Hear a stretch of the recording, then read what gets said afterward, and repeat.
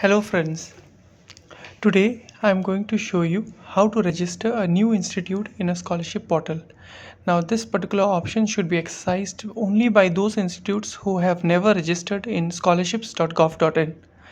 So if by chance you have forgotten the password, user ID and password, but the institute is already registered, which you can definitely check from the option public corner under the module search for institutes on NSP. If you key down your dice code or the ISHE code and you find that the institute is already registered, then you need not avail this option of applying for KYC. Like again, this particular option should be exercised only for the first time when an institute is onboarding into the NSP portal. So let us begin. So first of all, you need to go to Institute Corner, apply for KYC. Therein, you need to validate your ISHE, DICE or the NCVT code. So you'll enter the ISHE code.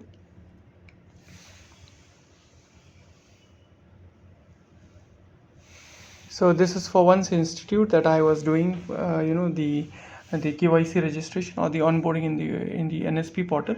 So you see that below there are no KYC form that had been submitted by the institute. So I enter the captcha again, and I continue with Aadhaar verification.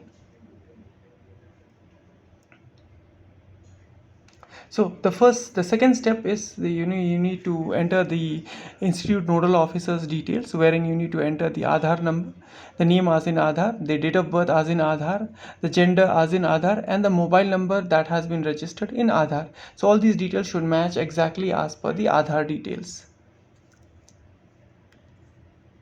Now, before the KYC part is started, the institute should appoint an INO who would be facilitating the in students' application verification and defection and the rejection process.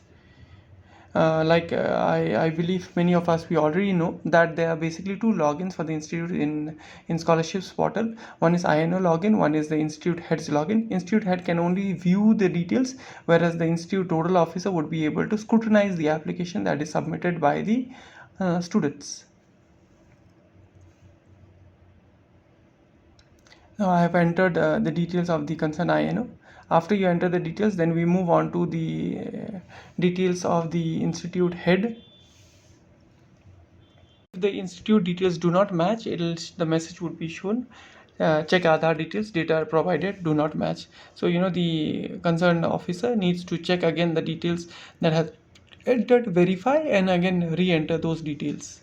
Now, after the details have been verified and re-entered, if it matches as per the Aadhaar details, then you will be able to submit and move towards the step 4. In step 4, you need to upload one document.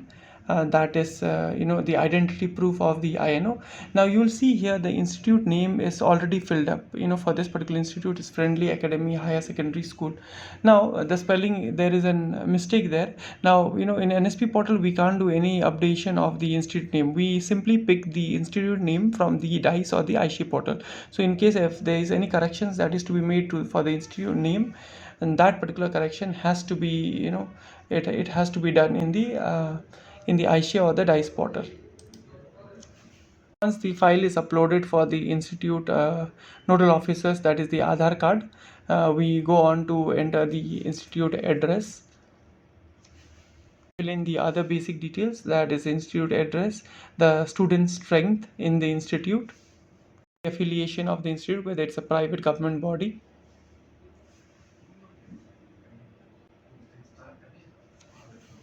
the designation of the institute nodal officer. He may be a secretary, he may be a assistant teacher, professor, or whatever.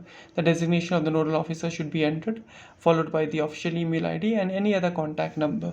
Now this other contact number need not be mapped with Aadhaar. And then onwards we proceed with the details of the institute head, and after that an OTP would be triggered to the INO's mobile number that had been entered previously. Once we validate the OTP, then then a KYC form would be generated. Now this KYC form, it has to be printed, and once it is printed, it has to be sealed by the institute nodal officer, and then institute head, and the seal of the institute should be provided on this particular form, and this form should be dispatched to the education department. It can be dispatched either to DHTE.